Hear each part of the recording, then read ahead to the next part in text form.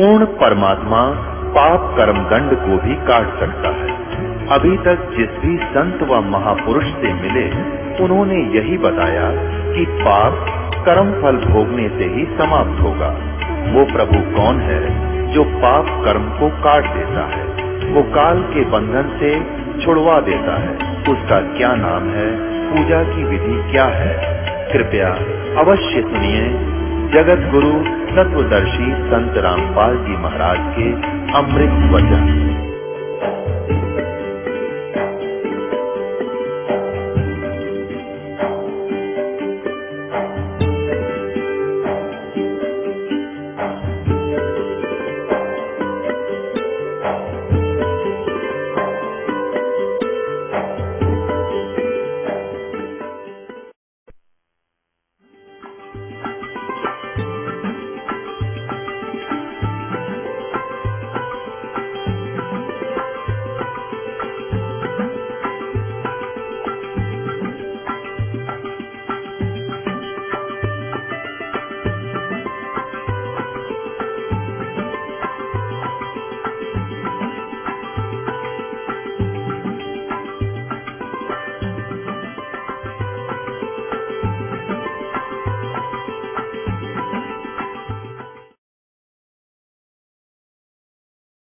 मैं तो दे दी है बालम याणे नो, मैं तो दे दिए बालम याणे।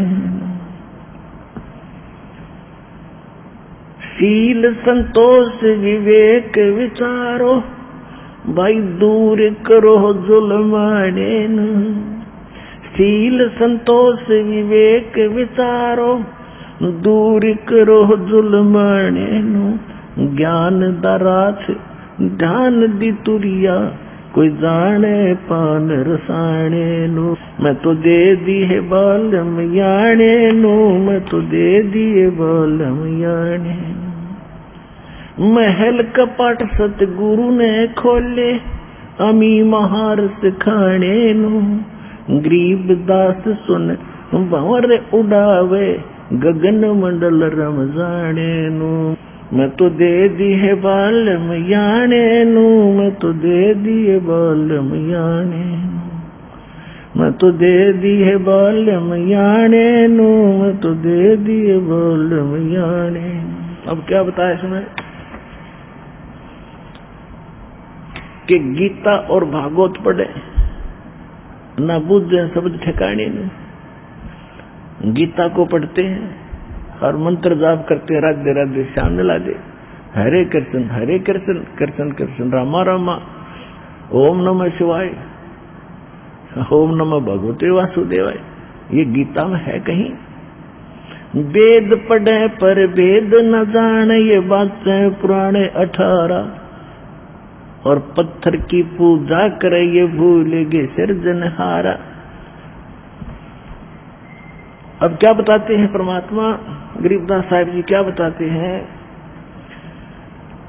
कि आप परमात्मा को ना प्राप्त करके, सद्भक्ति ना करके, कोई तो विदेश जाता है, दूसरे देश में घनी माया इकट्ठी करूंगा,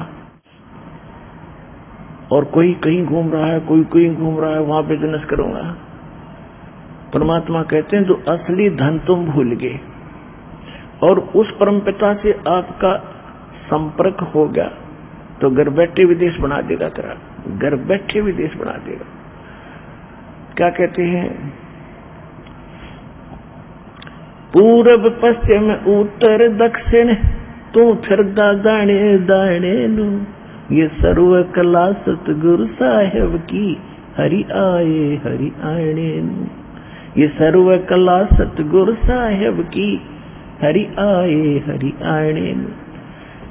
अपरात्माओं, सतलोक आश्रम बलवाला के अंदर परमात्मा कबीर परमात्मा की विशेष रजा है। ये दास उसका भेजा हुआ एक कुत्ता है, आप सभी को भौंक रहा है, जगा रहा है, आपका धन लूट रहा है। आप गहरी नींद में सोए पड़े हो और सतलोक आश्रम बरवाला जिला हिसार हरियाणा के अंदर वो हीरे मोती लालों की वर्षा हो रही है, उसको ग्रहण करो।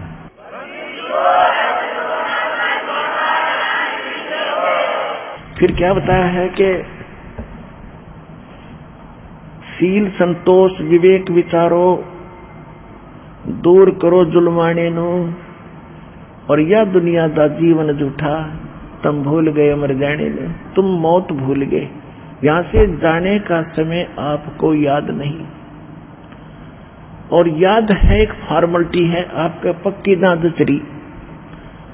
और जब तक ये याद नहीं आवेगी, जब तक यह पक्की नहीं जचेगी, तब तक हम केवल एक औपचारिकता करते हैं, बुराइयों से डर नहीं सकते। जब तक हमें पक्का विश्वास ना होगा कि हम सचमुच मृत्यु होगी। अब वो कैसे होता है विश्वास? एक समय एक व्यक्ति एक संत के पास जाता था और उसका शिष्य भी बन गया था। और वो संत पतले दुबले से रहते थे, कोई ज्यादा विशेष जैसे फल रखा है वो कम में खाया करते, और दूध होता था। वो शिष्य जाता था, उसको कहता था कि गुरुजी, जैसे कभी कभी जाता था 10-5 दिन महीने हो, कि महाराज जी आप तो बहुत पतले दुबले हो, कुछ खाते पीते नहीं। तो महाराज जी कहने लगा, भाई मेरे को मौत दिखाई दी है बेटा, इसलिए मुझे अच्छा ना लगता कि महाराज जी कब मृत्यु होगी, कि कब है आपका यहाँ से जाना होगा, कि अभी तो 40 साल रह रहे हैं। 40 वर्ष रहते हैं, फिर क्यों चिंता करते हो? ले तो सब नहीं तो मरना है।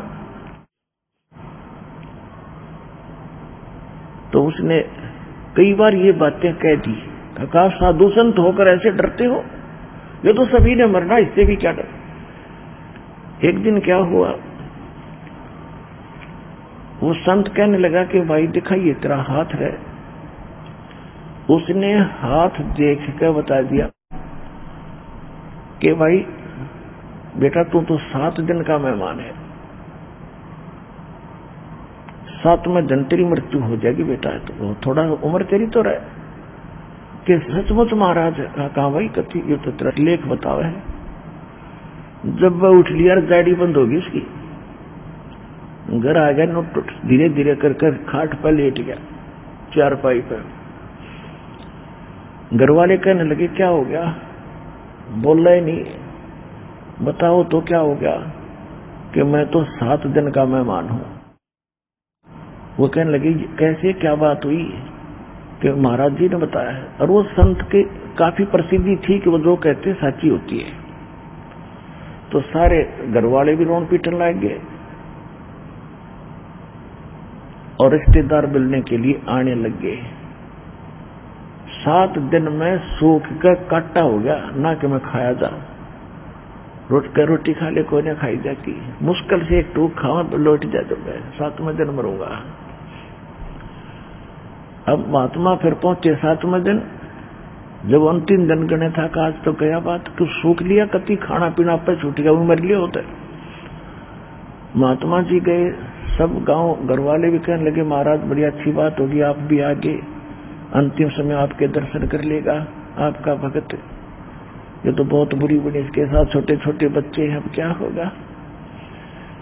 गुरु जी आए, लोटा लोटा देखे, अरे बेटा बहुत कमजोर हो गया तू तो।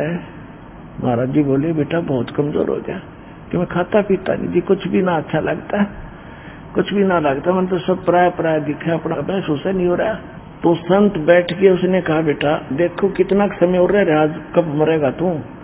आके देख लो जी, देख लो, वैसे देख लो। देख के महाराज जी बोले रहे भाई बेटा मेरे तक कैलकुलेशन में गड़बड़ रहेगी, 7 दिन नहीं, ये तो 70 वर्ष की उम्र है, अभी तो तू 30 वर्ष का बेटा, 40 वर्ष रह रही है। अक्सर सचमुच एक बार फिर देखियो, फिर देखियो एक बार। कहा बेटा सच्ची है तो 70 साल जीवेगा।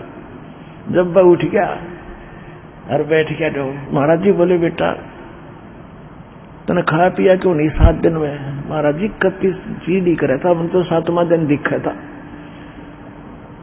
तो बेटा मुझे वो तो 40 वर्ष मेरे शेष रहते हैं, वो 40वां दिन मैंने ऐसे दिखा जैसे तने ईब दिखा। जब तक नहीं कहता किसी ने क्यों सब न मरना कि डरना ये पेरा पटा कैसे मरते। परमात्मा कहते हैं या दुनिया का जीवन झूठा तुम भूल गए मर जाने नु, और सील संतोष विवेक विचारो और दूर करो जुल्माने नु। ये जो कहर तोल रहे हो, जुल्म कर रहे हो, चोरी मिलावट रिश्वत खोरी, कहते इस पाप ने दूर करो और नेक नीति से जियो, तो इस प्रकार तुम्हारा कल्याण होगा। ये बात बनाना तो नहीं, मैंने कह दिया आपने सुन ली, बड़ी बढ़िया सत्संग सुना, बड़ी अच्छी बात बताई महाराज जी ने, और बकवाद वही करो। कहते ये बातें कहन सुन की नहीं, ये करपाड़न की है। ये कोई डूम भाट के गीत नहीं कि वैसे रिक्रिएशन करने आते हो आप। हृदय में जगह बन जाना चाहिए, जख्म हो जाना चाहिए इस बात का कि संसार में आप ज्यादा समय नहीं रहो। जैसे एक समय नानक साहिब जी के पास श्रद्धालु जाया करते थे और साधु संत उदासीन हो जाते हैं संसार से, जब ज्ञान हो जाता है उदास रहते हैं, क्योंकि संसार में अपना सा कुछ भी नजर नहीं आता। जब ज्ञान हो जाएगा एक औपचारिकता शेष रह जाती है। लेकिन साधु संत किसी से विरोध और कोई नफरत नहीं करते, लेकिन ये अपना सा नहीं लगता। जैसे होटल में रहता है ना इंसान, होटल में सारी सुविधाएं होती हैं, बेड भी, चेयर भी, सोफे भी, और सारी टेलीविजन भी लगा हुआ होता है। तो वो उसको पता है कि मेरा नहीं है, जब तक मैं हूं यहां तब तक इससे हमने केवल इसका उपयोग कर सकते हैं। तो यहां परमात्मा भी कहते हैं ये काया तेरी है नहीं, ये माया कहां से हो जिसने तू अपना मानने बैठा। ये काया तेरी है नहीं, माया कहां से हो। और चरण कमल में ध्यान रख, इन दोनों में खो। यह शरीर भी तेरा नहीं, ये संपत्ति और ये कोठी कार तेरी नहीं। इन दोनों ने भूल जा और भगवान के चरणों में विशेष कसक बनाकर जी। और जब तक इस होटल में है अपना ठीक है, इनका उपयोग कर। कार है, कोठी है, मकान है, जो कुछ भी रहे, लेकिन रह ऐसे जैसे होटल में रहते। और ये होटल है तेरे, आज समझ में आ जाओ, चाहे और कुछ दिनों के बाद आ जाएगी। तो तब हम इसको अपना नहीं मान सकते जब होटल नजर आओगा। होटल है ये, लेकिन अभी हमारी भांगना उतरे इतना अपना लग गया है। लेकिन होटल में से ले जाकर दिखाइए कोई कुर्सी वहां से, जब छीन लेंगे तरबेड़। तो इसी प्रकार कहते हैं अगम निगम को खोज ले बुद्धि विवेक विचार, और उदय अस्त का राज मिले तो वे नाम बिगाड़। कहते हैं भक्ति बिना क्या होत है, यो भ्रम रहा संसार। और एक रति कंचन 1 ग्राम सोना स्वर्ण पाया नहीं वो रावण चलती बार। जाते समय रावण कहते सर्व सोने की लंका थी वो रावण से रणधीरम, एक पलक में राज बिराजी जम के पड़े दीर। इतना सोना था, सोने के महल बना रहा था, चलते समय 1 ग्राम भी सोना रावण नहीं ले जा सका। तो इस प्रकार नानक जी के पास भक्त जाते थे और पूछा करते थे कि महाराज आप तो उदास से रहते, कुछ एक जाते जो नए नए जाते हैं, और कहते थे महाराज आप तो उदास से रहते हो, मायूस से रहते हो, साधु संत फकीरों को भी क्या दुख होता है। नानक साहब जी कहते हैं ना जाने काल की कर डारे, किस विध ढल जा पास आवे, और जिन आते सरते मौत खुड़क दी उन्होंने केड़ा हास आवे।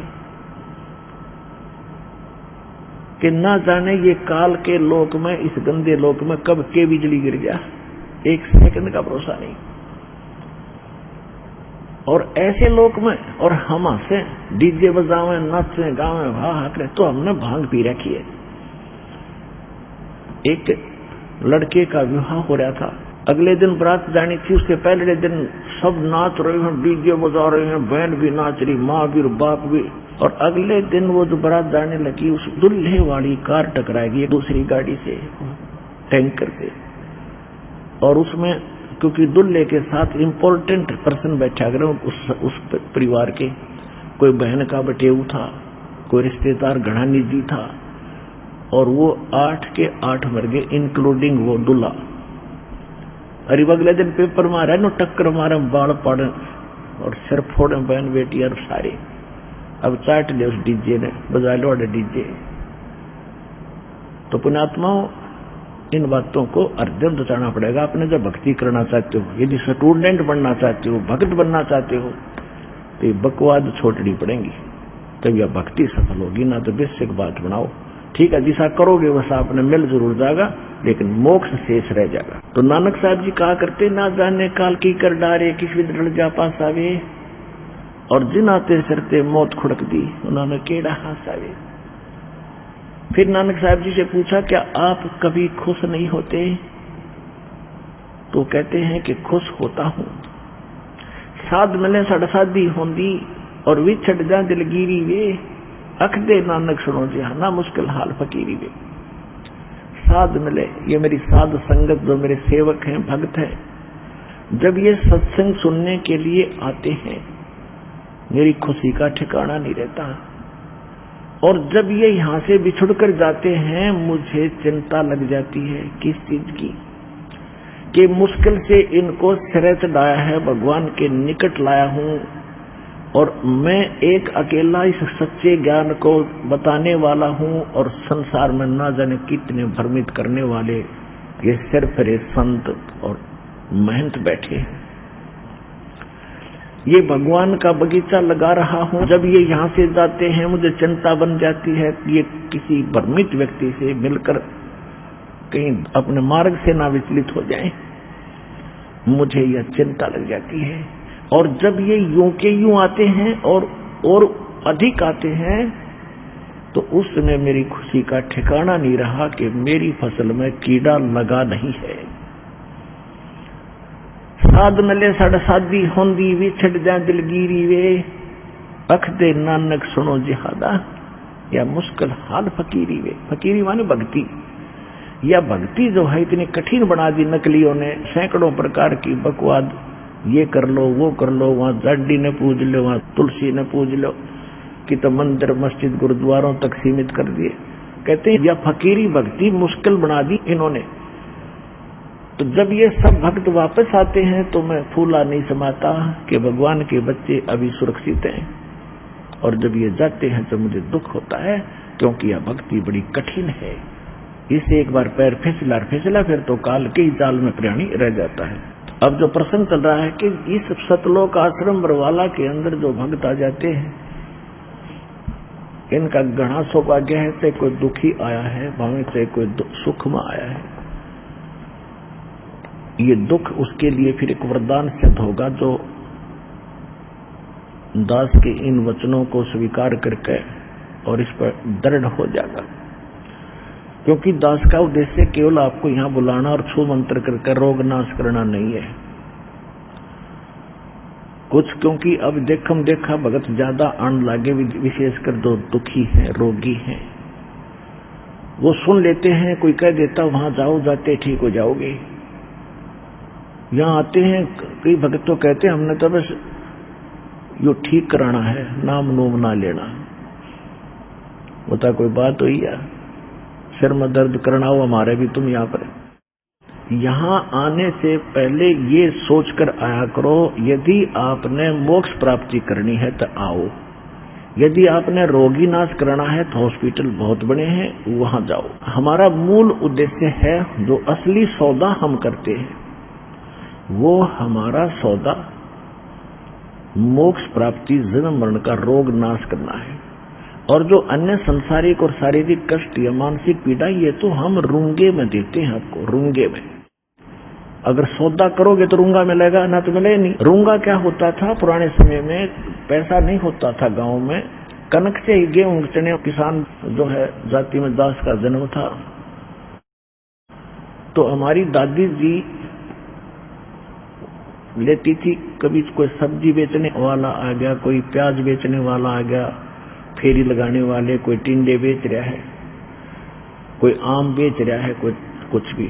तो वो क्या, जैसे एक बेला, एक कटोरा गेहूं का भर लेती और जाके उससे पूछती, भाई ये कैसे दिए थे टिंडे?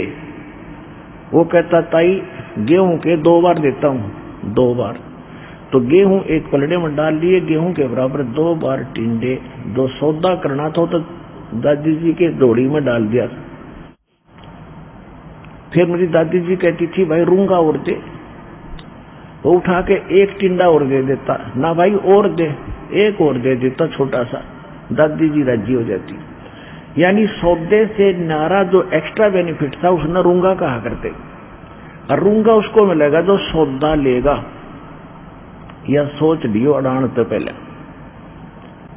हमारा सौदा है जन्म मरण का रोग नाश करेंगे, सतलोक ले जाएंगे, सत भक्ति प्राप्त करनी है तो यहां आया करो, ज्ञान सुना करो। हम भक्त जो अपना अनुभव बताते हैं उससे पहले कम से कम पौना घंटा यही बताता हूं, भक्ति करो, भक्ति बिना बात बने नहीं। और फिर तुम इस भाव से आइयो, हमने मोक्ष प्राप्ति करनी है। और पुण्यात्माओं देखो, यहां तो दोनों हाथों में लाडू, एक मंत्र लेकर प्रथम मंत्र उच्चारण करके वहां बैठ कर उच्चारण कर फिर भी मृत्यु होगी ना, आपको मनुष्य जन्म गारंटीड है। ये भगवान का कहा वचन समझ लेना। तो इसलिए हम भी इस बात को अवॉइड नहीं करते, क्योंकि जैसे तैसे कोई आकर नाम ले गया, जब दर्द हो गया तो गारंटीड ठीक होगा, तो कैसी बीमारी हो। और फिर भी जब डगमग हो गया तो हमने तो अपनी आत्मा पकड़नी है। भगवान ने एक बार नाम ले लिया और 10-5 मंत्र कर लिए, या एक भी मंत्र उच्चारण करके किसी कारण से और उसकी मृत्यु भी होगी तो भगवान का हो गया, उसको तुरंत मनुष्य जीवन देगा।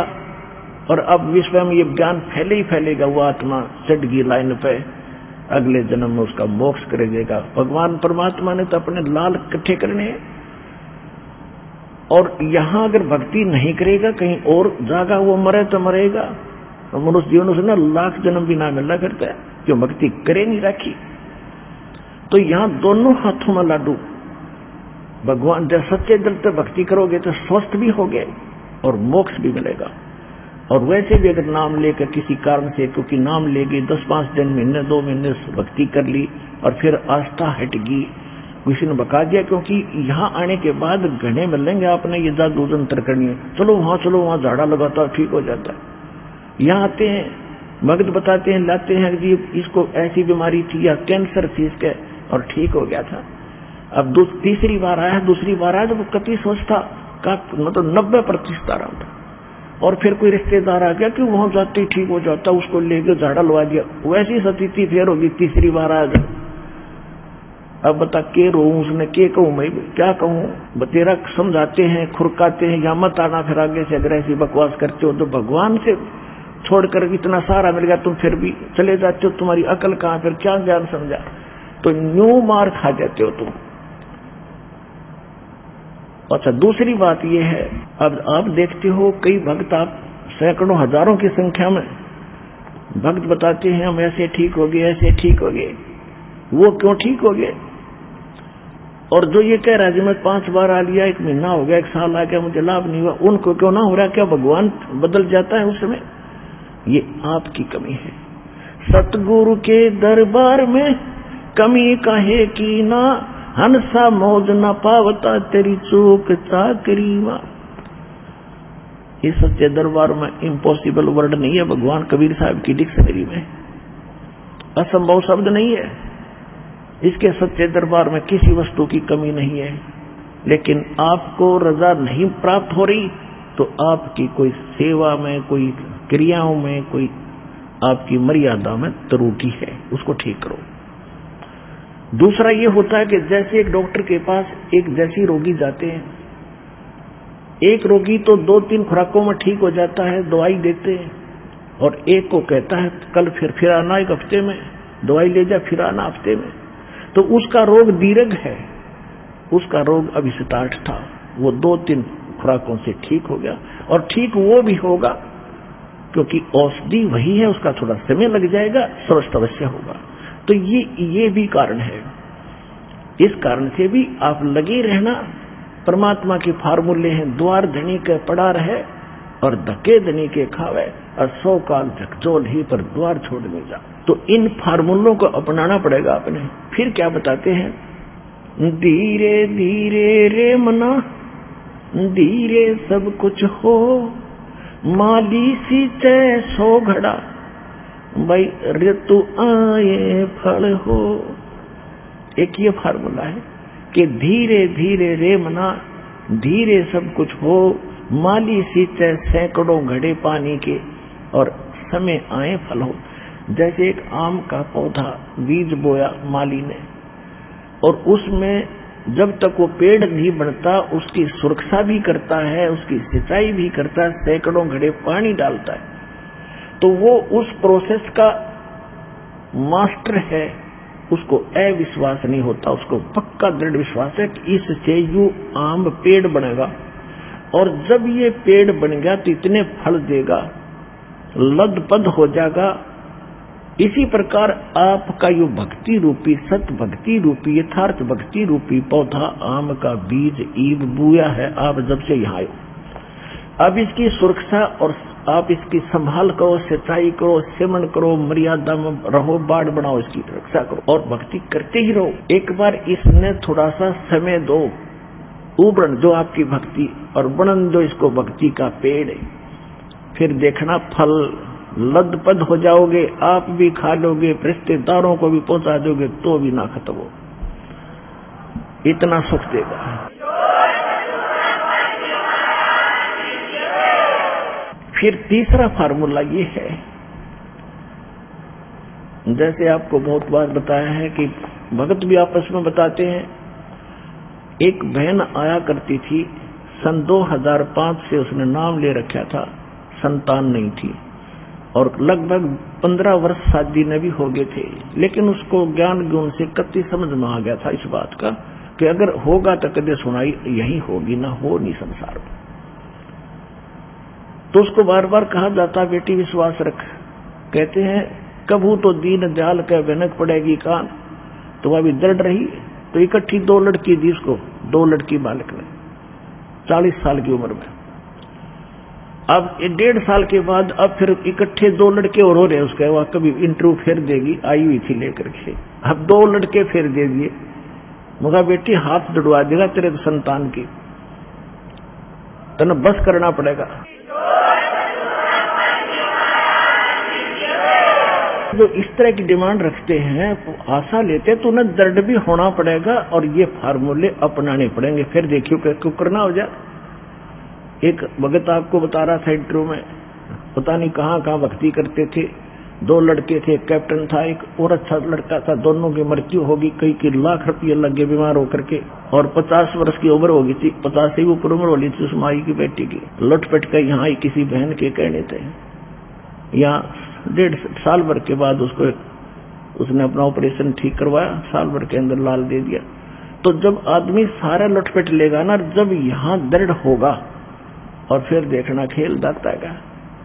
तो आप इस सत्संग में आकर ये ज्ञान सुना करो और जो दास बताओ उस पर दृढ़ होया करो, संसार की मत सुना करो।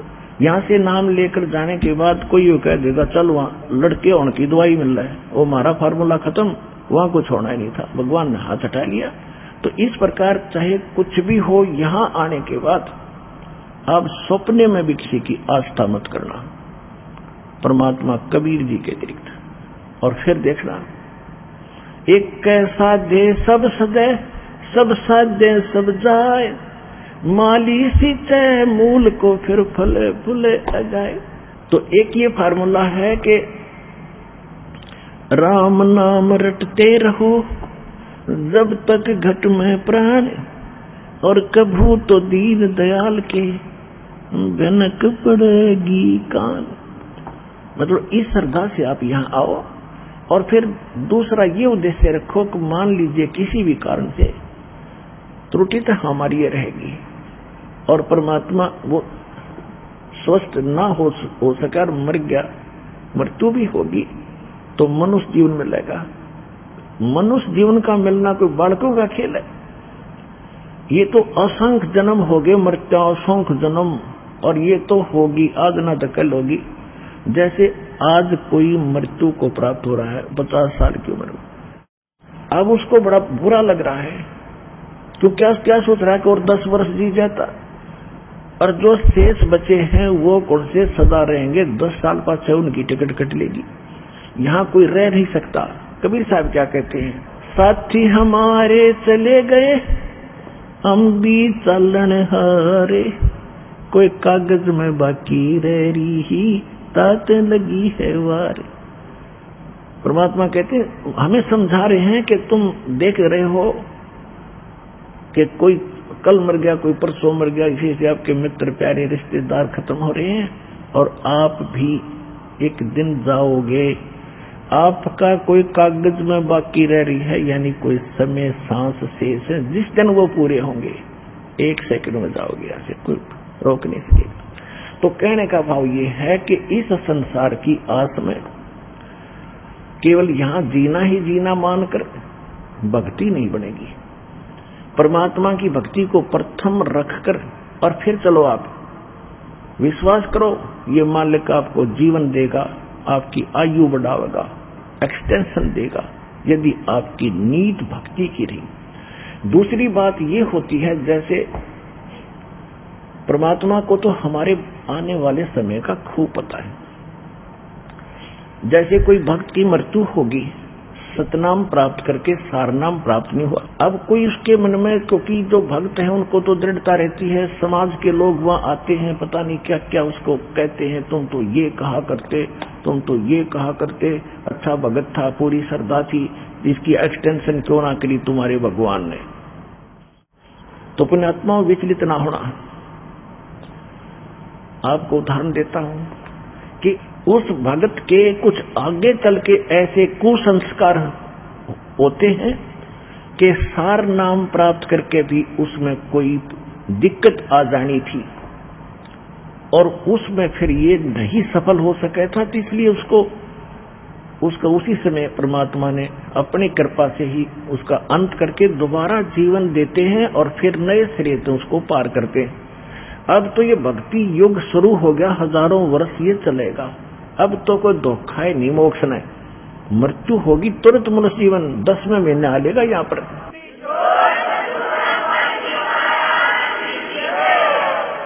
10वें महीने वो आत्मा यहाँ आ लेगी किसी बहन बेटी के गोदी में, माई के गोदी में, और गर्भ से भक्ति शुरू हो जाएगी उसकी। दास के पास उदाहरण है, ऐसे ऐसे भक्त, क्योंकि दास ने 20 वर्ष हो गए लगभग इस उपदेश देने के आदेश प्राप्त हुआ, उस समय से देख रहा है कि कुछ ऐसे भक्त सारनाम प्राप्त करके भी बिगड़ गए और छोड़ गए यहाँ से, और नकलियां गज्जा फंसे, तो वो कुमार्ग था। तो इससे पहले अगर वो पहले मर जाते वो अच्छा था, इस नाशकरण से भक्ति का। तो परमात्मा अपने भक्त हंस के लिए जो ऑपरेशन आवश्यक होगा वो अवश्य करेगा। जैसे किसी को रोग है और उसकी टांग कटनी है और टांग ना कटी तो उसकी जीवन नाश होना है, तो डॉक्टर सलाह देगा कि टांग काटनी पड़ेगी तो जीवन रक्षा चाहता है। तो बुद्धिमान होगा तो इन कहेगा जी जीवन रक्षा कर दो, टांग वैसे कट जाए। तो इसी प्रकार परमात्मा के ऑपरेशन में आपको ऑब्जेक्शन नहीं होना चाहिए, जो परमात्मा करता सही करता है। ये विश्वास रखे कि मालिक गलत नहीं कर सकता जब इसकी शरण में आगे।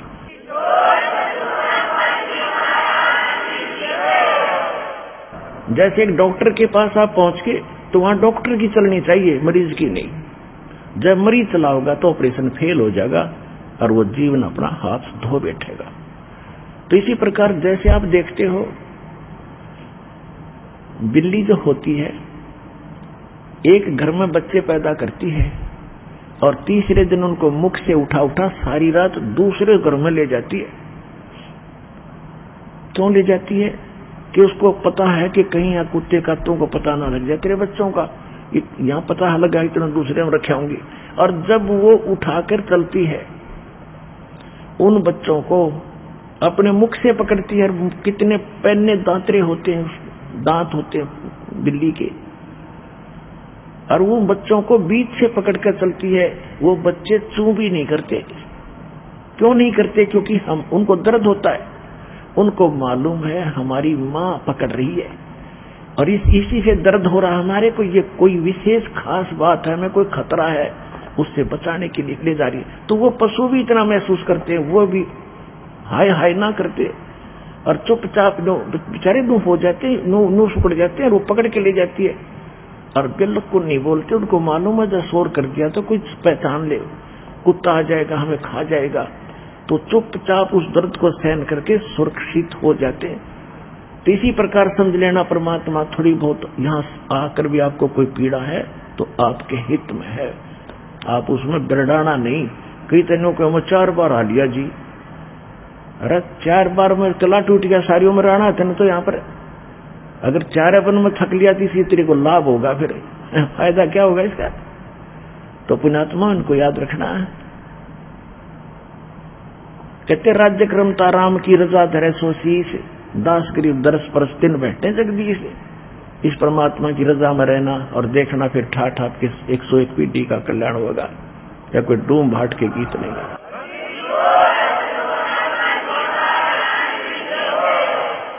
अब आपको कुछ भक्तों के अनुभव सुनाएंगे, ध्यानपूर्वक सुनो।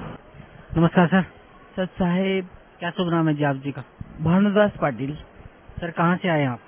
जिला नासिक, पीपलगांव, तहसील निफाड़ से। सर क्या काम करते हैं आप? मैं एक मेरी खुद की बेकरी है, उसके पहले मैं एक वीडियोग्राफी का काम किया करता था। सर परम संत सतगुरु रामपाल जी महाराज की शरण में आने से पहले आप कौन सी भक्ति करते थे? परम संत सतगुरु रामपाल जी महाराज के शरण में आने से पहले हम थोड़ा विस्तार से बताएंगे कि 95 से हम हनुमान जी की भक्ति किया करते थे। उसके बाद में हम शिव जी की साधना में लगे रहे। उसके बाद में हमारे गांव से ही 50-50 किलोमीटर पे ऐसे ऐसे तीर्थ है, जैसे नासिक में राम जी, त्र्यंबकेश्वर में शिव जी और वनी में सप्तसिंगी दुर्गा माता। इसीलिए हमें पहले से ही ये सब देवता अच्छे लगते थे।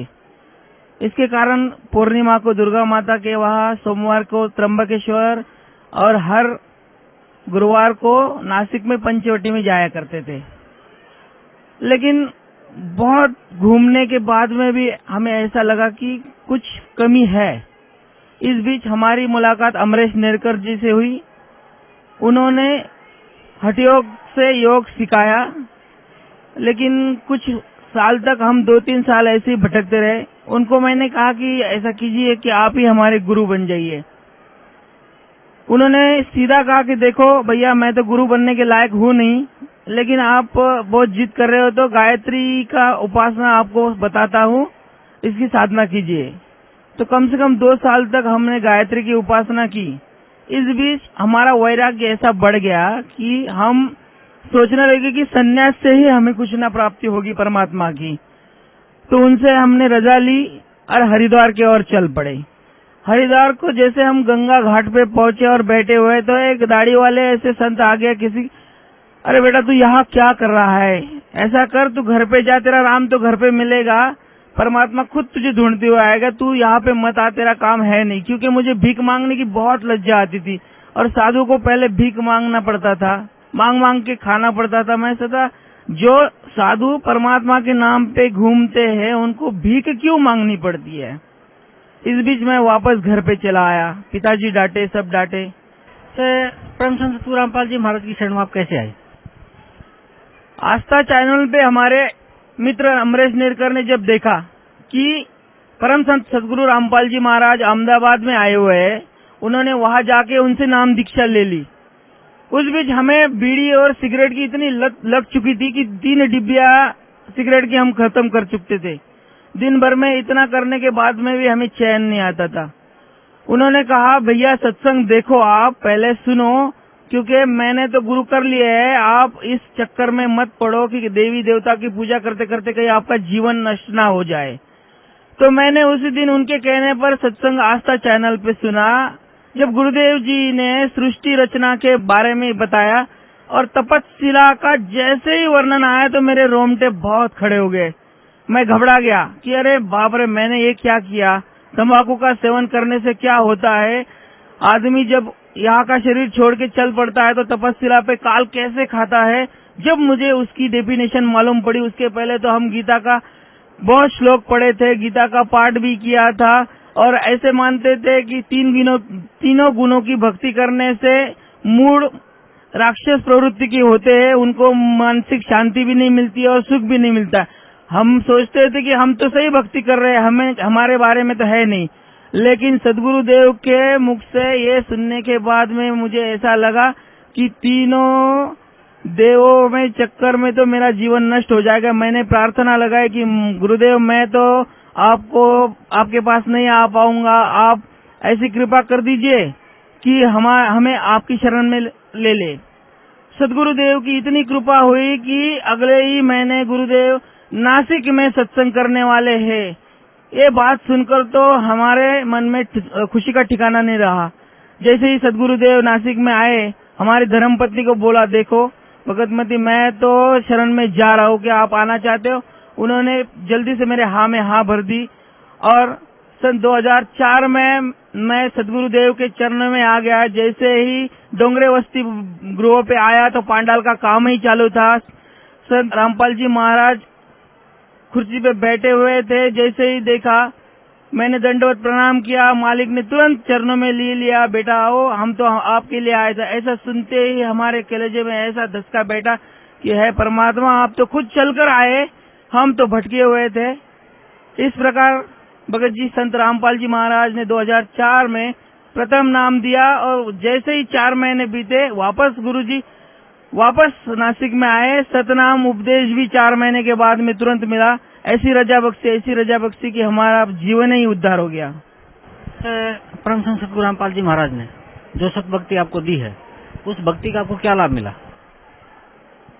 उस भक्ति का एक लाभ सुनाऊं तो मैं गिनाऊं। वैसे जैसे ही नाम लेते हैं, हमारी बेकरी छूट चुकी थी, घर में कलह हो चुका था। जैसे हम भाड़े के घर में रहते थे, खुद की बेकरी होकर भी, लेकिन जैसे ही नाम उपदेश मिला, उसमें टेक्निकल सपोर्ट इतना मिला कि मेरी पढ़ाई सिर्फ 10वीं कक्षा के होने के बावजूद मैं कैमरा कैसे चलाते हैं, कैमरे का सिनेमाटोग्राफी का कोर्स किया, वो भी फ्री में। उसके बाद में ad films, video films, Marathi film तक पहुंच गया। फिर मालिक को पूछा, मालिक बोले फिल्म में काम ना करना है बेटा, तो भी आप कर तो बकवास फिल्म ना करो। इस प्रकार से मेरी आमदनी तो अच्छी हो गई, लेकिन मालिक को फिर अरदास लगाई कि मालिक ये लाइन मुझे अच्छी नहीं लगती है। तो बोले बेटा ठीक हो जाएगा। उसके बाद में भाई होके मेरे पास आया। भाई बोले चिंता मत करो, 1-2 गुंठे का प्लाट है, आप उसमें कुछ भी कर सकते हो। मालिक से फिर अरदास लगाई, क्योंकि पैसे थे नहीं। बैंक वाले के पास गए, बैंक वाले बोले होंगे नहीं। मैंने बोला ठीक है। मालिक ने बोला हो जाएगा बेटा, चिंता मत करो। अगले ही महीने जैसे जाता था कि आप बैंक वाले खुद बोले आपको हम 3 लाख रुपए तक लोन दे सकते हैं। हमने कहा कोई बात नहीं, हो जाएगा। उसके पहले दिक्कत ये थी कि हमारे एरिया में पानी था नहीं, बोरवेल लगाना था। बोरवेल के लिए हमने गाड़ी मंगाई, सदगुरुदेव का नाम लिया। जैसे बोरवेल की गाड़ी चालू हुई, 90 फीट तक चले गया, पानी नहीं लगा। भगतमती के तरफ मैं देखने लगा, उसके तरफ मैं और वो मेरे तरफ। 99 फीट तक भगत जी चला गया, लेकिन कुछ नहीं, धुआं ही धुआं। ऑटोमेटिकली हमारी दोनों की आंखें बंद हो गई, हाथ जुड़ गए, परमात्मा के शरण में अरदास लगाई। देखो मालिक आप जान ही जान हो गए, गरीब आदमी आप ही देखो। उतने में उस धुएं में से ऐसी प्रतिकृति अंकित हुई जैसे कबीर साहब पहले आए, बाद में सदगुरुदेव रामपाल जी महाराज की चेहरा समझ में आया। वो बोले बेटा क्या हुआ? मैंने बोला मालिक यहाँ तो सब धुआं धुआं है। अरे नहीं, सामने तो देखो पानी की फुहारें निकल रही है।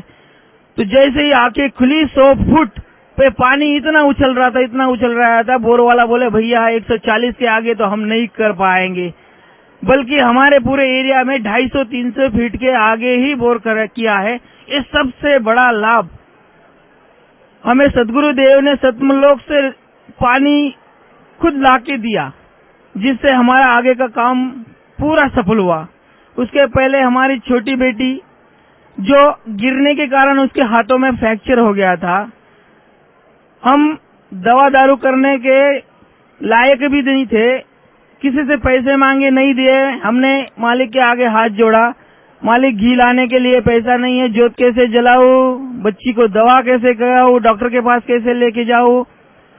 उतने में हम जा रहे थे उस मालिक की गाय जो बहुत अच्छी नहीं थी, जैसे छोटे बच्चे को देख के दौड़ पड़ती थी मारने के लिए, हमारी बच्ची घूम रही थी हाथ गले में पकड़ गए। जैसे वो गाय ने देखा और मैंने उन दोनों के तरफ देखते ही मेरे आंखें बंद हो गई। मालिक मेरी बच्ची तो आज गई, आपकी बच्ची है, आप जो करना है करो।